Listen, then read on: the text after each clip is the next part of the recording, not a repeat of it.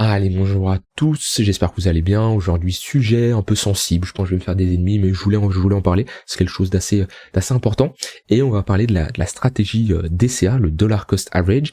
Je vais vous dire, moi, ce que j'en pense personnellement, et surtout comment l'optimiser avec pas énormément, ça demande pas énormément de connaissances, de compétences pour l'optimiser, et surtout comment prendre des profits en DCA. Alors, le DCA, ça consiste à quoi? C'est le Dollar Cost Average, ça consiste tout simplement à investir une somme prédéfinie, hein, donc vous décidez à l'avance de votre somme, c'est une somme constante, donc vous vous dites, ok, 30 euros, j'investis toujours par palier de 30 euros, ou voilà, comme c'est dit ici, 50 euros, vous investissez 50 euros dans le BTC chaque fin de mois. Donc ici, c'est l'exemple, chaque fin de mois, ça peut être chaque semaine, ça peut être 5 euros chaque jour, bref, vous définissez une somme et une période. Et ça vous permet de quoi? Ça vous permet tout simplement de lisser, de moyenner votre prix d'entrée, tout simplement. Au lieu de rentrer par exemple dans un gros bac, voilà, ici vous faites un all-in dans cette période-là, et ben vous lissez tout simplement votre moyenne d'entrée. Et voilà, on voit ici on a nos points rouges qui signifient à chaque fois où vous êtes rentré. Et ça c'est quelque chose qui est fait énormément. Je vois beaucoup de gens en parler. Ça en parle tout le temps du DCA, faux DCA, faux DCA, faux DCA. Moi, qu'est-ce que j'en pense? En fait, l'erreur commune par la plupart des gens, c'est qu'ils DCA de la merde, ils DCA des shitcoins. Le DCA de base, c'est fait pour être utilisé sur le BTC, même pas sur l'Ether. Bon, depuis peu de temps, on peut l'utiliser sur Ether parce qu'il nous a prouvé que c'est plus trop un altcoin. Mais voilà, si vous faites du DCA, c'est uniquement sur le BTC et sur l'Ether. Et j'en vois énormément qui vont DCA des shitcoins, qui tendront vers zéro, il n'y a aucun avenir. Et vous pouvez pas faire du DCA sur ce genre de crypto-monnaie. Le DCA, vraiment, j'insiste là-dessus, c'est sur BTC et sur Ether et sur rien d'autre. Ça, c'est la première chose. Ensuite, je vois beaucoup de gens aussi qui vont chercher à rentrer en position pour juste jouer une tendance. Par exemple, voilà, ici on a une tendance haussière. Les gens, ils vont rentrer en position ici et, dans la logique, prendre des profits ici. Et souvent, je vois des positions en swing trading, trend following, en spot tout simplement, qui se transforment en DCA, parce que la personne s'est dit, ok, je rentre ici, je mets un stop là, hop, ils prennent pas profit ici, ça se casse la gueule, et quand ça arrive là, ok, j'enlève mon stop, bon au final c'était une position en DCA, j'accumule. Bon, ça c'est une erreur, mais je vois beaucoup de gens faire ça. Mais encore, c'est pas le truc qui me choque le plus. Le truc qui me choque le plus, c'est les gens qui font du DCA autre que BTC et Ether. Et c'est vraiment la pire chose à faire. Si on va sur des crypto-monnaies qui, voilà, on prend des, je sais pas moi, même des ADA, hein, qui reste une crypto-monnaie intéressante, on peut pas DCA ce genre de crypto-monnaie qui, je suis désolé, hein, mais du jour au lendemain peut disparaître. Et le DCA n'a pas été inventé pour investir sur ce genre de crypto-monnaie. Si je prends par exemple, on va prendre Dash. Voilà, ce genre de crypto-monnaie.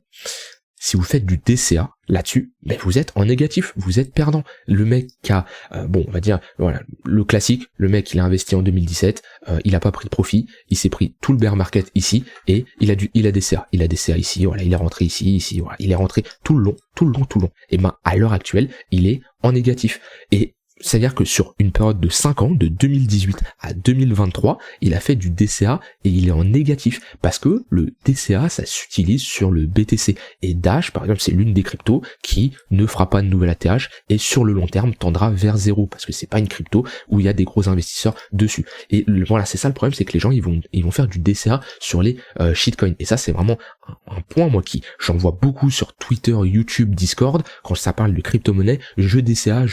Et ça DCA vraiment des shitcoins. Rappelez-vous ça, si vous faites du DCA, c'est juste sur le BTC et uniquement le BTC et éventuellement l'Ether, parce que comme je dis, il a pris un poids important dans les 2 dernières années. Mais voilà, rappelez-vous de ça, vous faites du DCA que sur le BTC et sur l'Ether.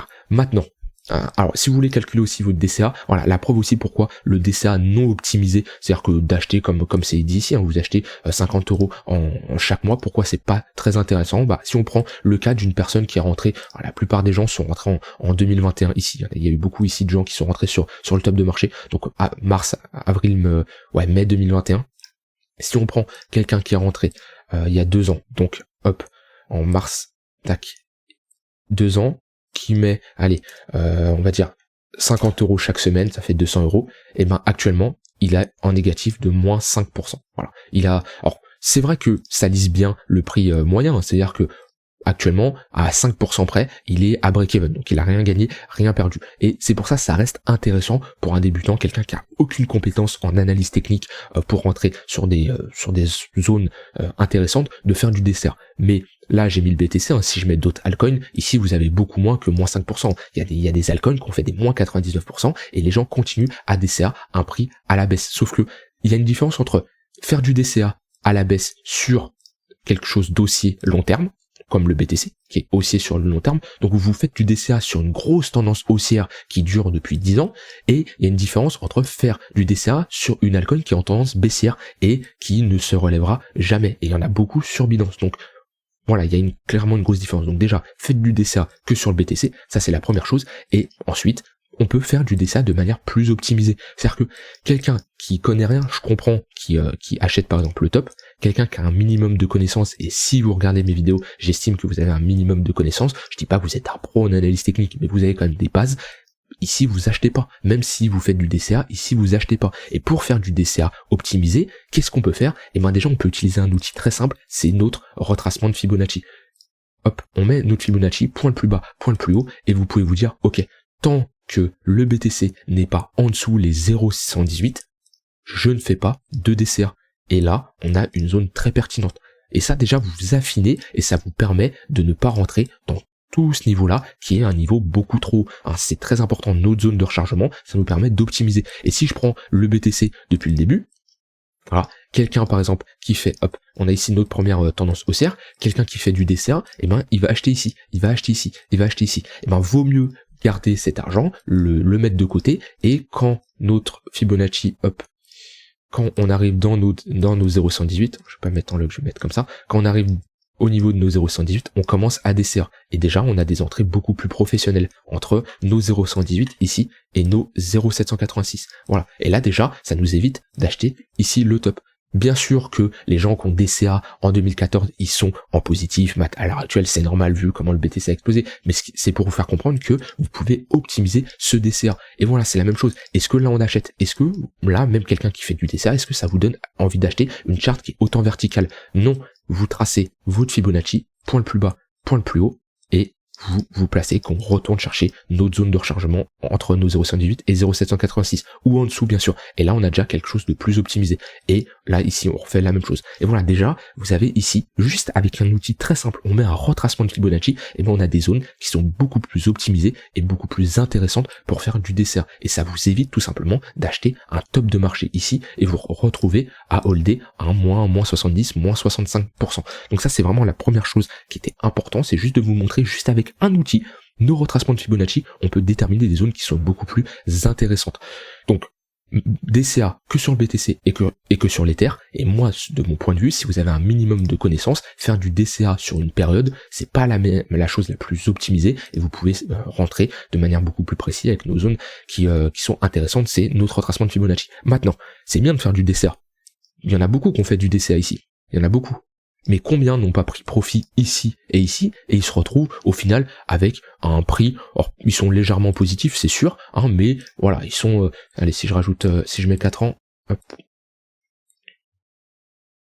voilà, ils font un fois 2,5 sur leur wallet, fois 2,5, ce qui est bien, mais ils sont passés quand même à côté de grosses prises de profit qui étaient ici. Et alors ça a développé, mais j'ai vu quelqu'un en parler sur Twitter ou YouTube, je sais plus, qui montrait un indicateur qui est le Crypto Fear and Greed Index, qui se base uniquement sur le sentiment. Vous connaissez cet indicateur, le Fear and Greed Index, qui nous donne globalement le sentiment global du marché.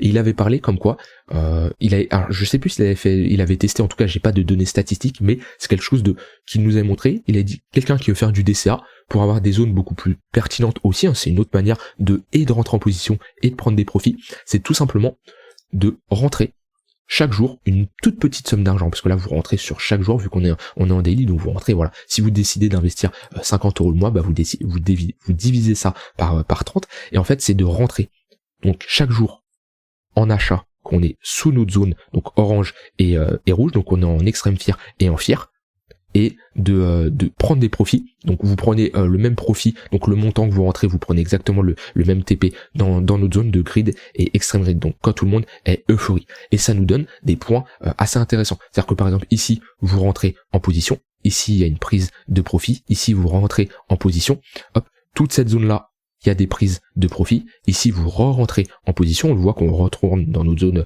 orange, ici prise de profit, ici on rentre en position, pareil, ici tout ça prise de profit, ici on rentre en position, prise de profit, ici on rentre en position et on voit que globalement on a clairement des zones qui sont intéressantes pour prendre nos profits et pour rentrer. Alors je n'ai pas backtesté ça, je n'ai pas fait de test statistique donc je ne sais pas vraiment si c'est quelque chose d'optimisé, mais à vue d'œil comme ça, juste en regardant, ça sera beaucoup plus intéressant que d'acheter ici. C'est-à-dire que vous vendez ici, parce qu'on est dans notre zone d'extrême fear, pendant que d'autres, des gens qui font du DCA classique, ils achètent. Et ça, vous pouvez même le coupler avec notre outil, notre retracement de Fibonacci, pour avoir encore des entrées beaucoup plus intéressantes. C'est-à-dire que, voilà, ici, par exemple, on est dans une zone d'extrême fear, mais on est toujours assez haut. Donc vous pouvez coupler ça avec notre retracement. Voilà, c'était quelque chose que je voulais vraiment vous parler, parce que je vois beaucoup de gens qui parlent de ce DCA, oui, je DCA ce shitcoin, je DCA ça, mais le DCA, rappelez-vous que c'est que sur BTC et ETH. Je sais que vous m'entendez souvent dire le DCA c'est pas quelque chose que j'apprécie, c'est parce que quelqu'un qui a un minimum de connaissances techniques, et je vous ai pas montré grand chose là, je vous ai pas montré des indicateurs de ouf, j'ai quelque chose de très simple, et moi ça vous permet d'avoir des retracements beaucoup plus professionnels et beaucoup plus précis que d'acheter ici parce que on est le premier du mois et le premier du mois vous dit d'acheter ici globalement. Voilà, c'était globalement ce que je voulais parler. N'hésitez pas à me dire ce que vous en avez pensé. Je sais qu'il y en a ils vont pas être d'accord avec moi parce que sûrement t'es dans une situation où peut-être tu fais du DCA sur je sais pas un shitcoin ou je sais pas, mais voilà, moi quand je vois ce genre de chart, j'ai pas envie de faire des DCA là-dessus. Il y en a, ils font du DCA là-dessus. Ça, c'est DCA, c'est tout simplement tous les jours perdre son argent parce que on fait du DCA sur une tendance baissière où on a un moins 95%. Et ça, c'est peut-être quelque chose qui ne se relèvera jamais. Donc voilà, c'était globalement ce que je voulais dire. Dites-moi ce que vous en pensez et est-ce que vous faites du DCA et si oui, de quelle manière. Ça peut aider certaines personnes qui se demandent chacun leur stratégie d'entrer en position. Et voilà, je vous souhaite une très bonne fin de journée. On se retrouve demain pour une prochaine vidéo. Bye bye.